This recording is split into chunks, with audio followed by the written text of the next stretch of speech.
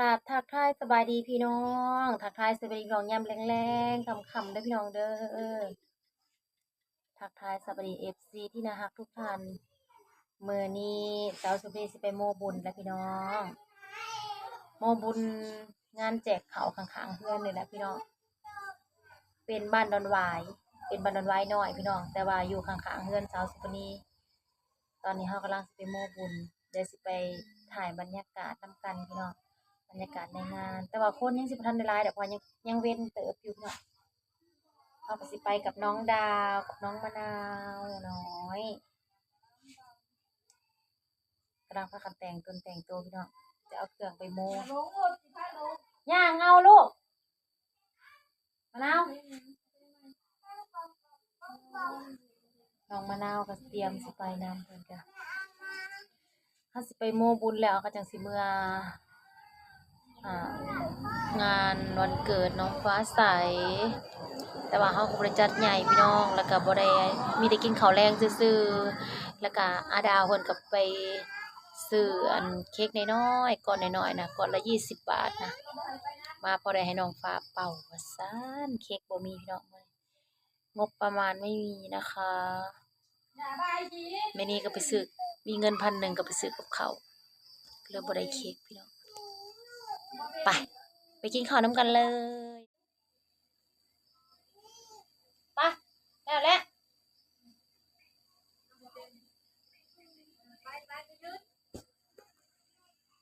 ไปนำกันเนาะ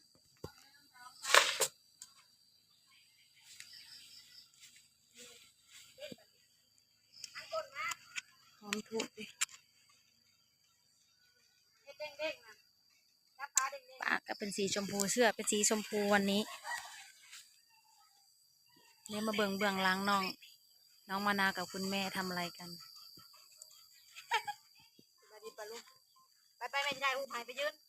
มะนาวทำยังสวัสดีปะลุงก่อนเด้อน้าวผู้ปลาลูกผู้สบายดีโอเคสบายดีพี่น้องตอนนี้ส่งไหมเพิ่นพากันเล่นติ๊กตอกเอามันได้เลยเด้คุณยาเอาจะบดตบหัวแม่ค่ะไปมาเร็วๆมากับไผ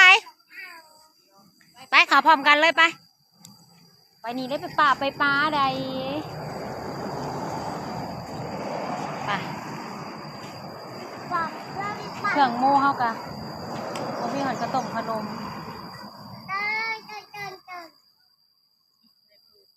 มีแต่ ไป ทู จ้า กับเงินพี่น้อง จ้าน้องมะนาว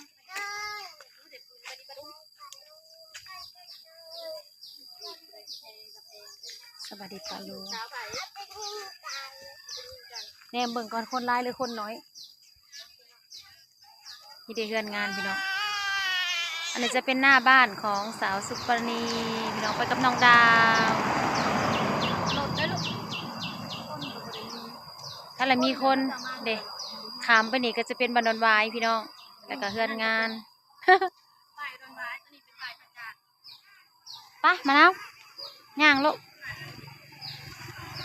มาแต่ไสอ๋อยกเดงงามเต้แมวเบิ่งตาจังหน่อยลูกจังหน่อยไปน้ำอิงถาไปให้แม่ออกไปน้ำล้างเด้อ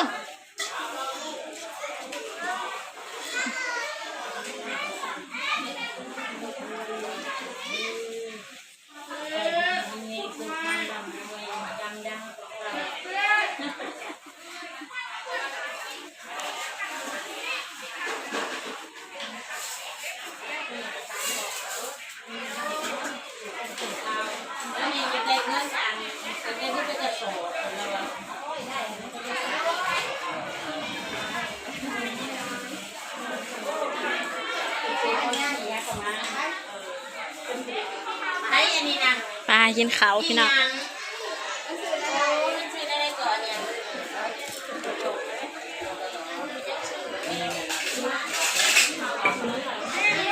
ใส่ยาดม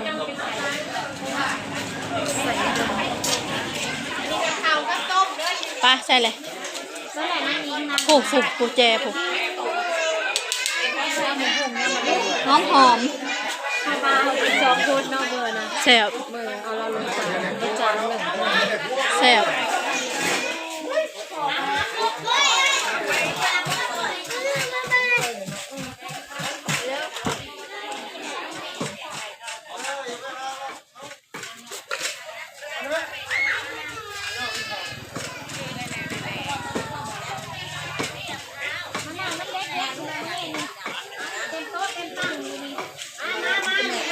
เมื่อไหร่พี่น้องลูกผู้ได้จังกระโดดแถวนี้ เอานี่มาเพิ่มมาให้พี่เพิ่มอีกมาดิเอาเข้ามานี่ให้กินน้ำนะเอานี่น้ำลูกน้ำอุ้ยผมมาโม่มันเต็มตัวที่สุดเลยนี่กับพี่คนโตดีก็ได้เอานี่เขาไปลูกเก็บเศษคันไว้ก่อนลูกคันไว้เศษคันเอาลูกคันไว้ อ้าวโฮดกันเลยลูก มาใส่น้ำมันได้คันน้ำเนี่ยเอามะนาวมาดีหืมฮะเน่โฮดกันเปียกเลยบ้านนี่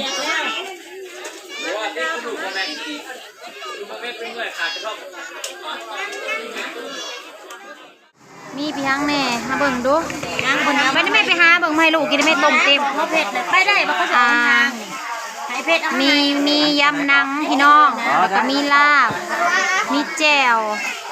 มีข้าวปุ้นเฮาสิขอกินข้าวปุ้นเมื่อไงแซมกับว่าโมบ่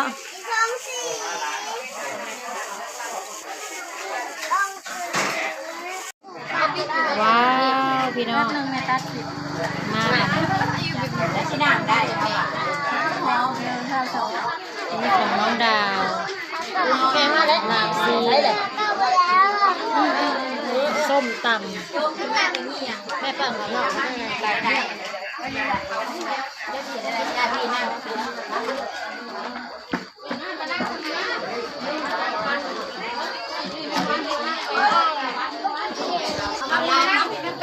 นี่ย้ายไปนั่งนี่เจ้านะ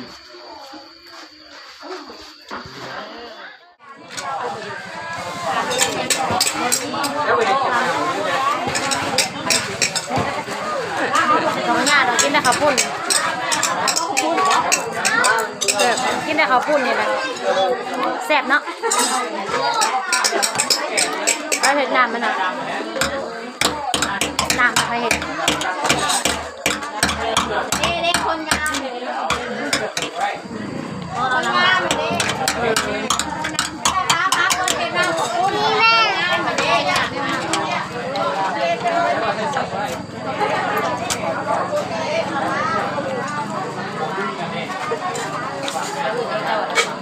กินบ่ยำบ่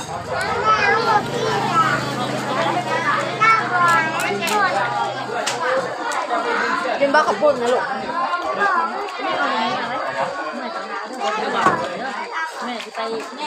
อีกขวดหนึ่งส้มตำน้องมะนาวส้มตำแซ่บนะมะกอกก็มีผักกาดรสก็มีพี่น้อยกินกับส้มตำ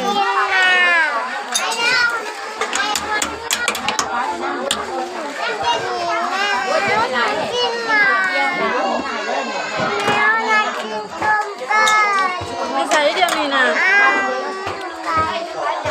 แม่จำก่อนคือบอกกินเจ้าอย่างยังรู้ได้แล้วพอแล้ว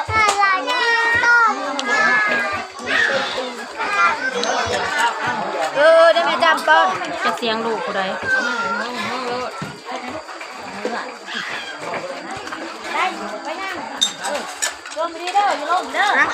ลุงเขาบ่ได้มาบ่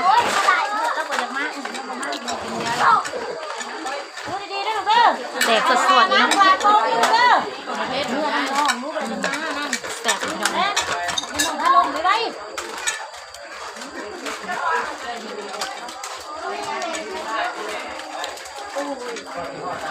กินแม่มาเก็บเราเพื่อนงานเพราะอะไรกับพูดเมื่อไหร่บ้าง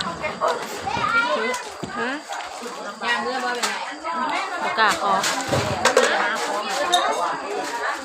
เอาพูดหายก็เด้อไปคุณได้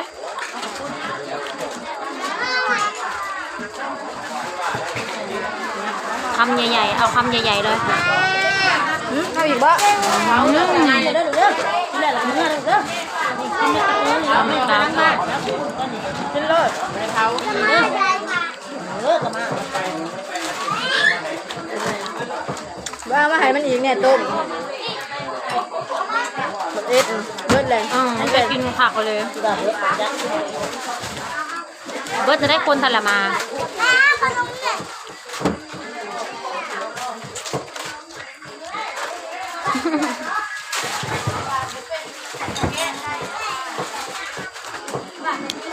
โอ้ยตื้อเอ้ย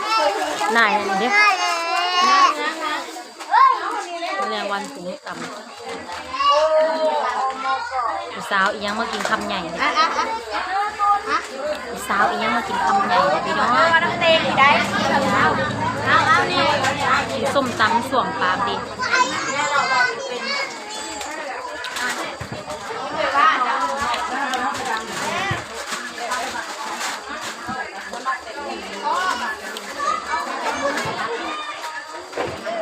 วันนี้ผมไม่เห็นคลิปกิน นั่งไพ่นั่งมันชูโฉเลยลูกเอ้ย วันนี้ไม่เห็นคลิปกินเนี่ยพี่น้องเบิ่ง เยี่ยมบอก โอ้ยมันเห็นแมงวันค่ำเลยได้มืดเลยได้พี่น้องเอ้ยทางแนวก่อกวนยังมีอยู่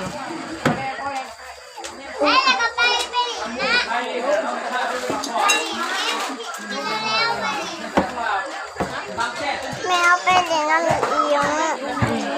อันนี้ก็จะกินอะไรอีก มันนี่กินกับเด็กๆพี่น้องเอ้ย หายังเอ็ด กินกับเด็กๆ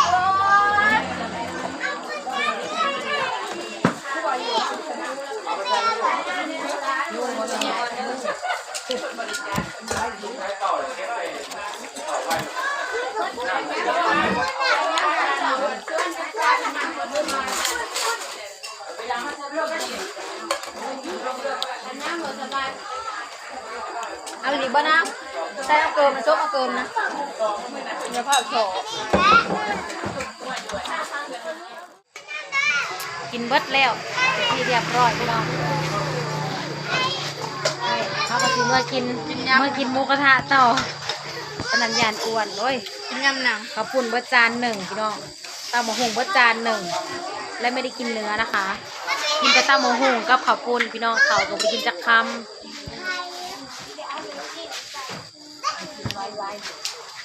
แล้วก็สิเมื่อเลยพี่น้องจ้าฝากกดไลค์กดแชร์กดติดตามเป็นกำลังใจให้พี่น้องเด้อเจอกันคลิปหน้าบ๊ายบาย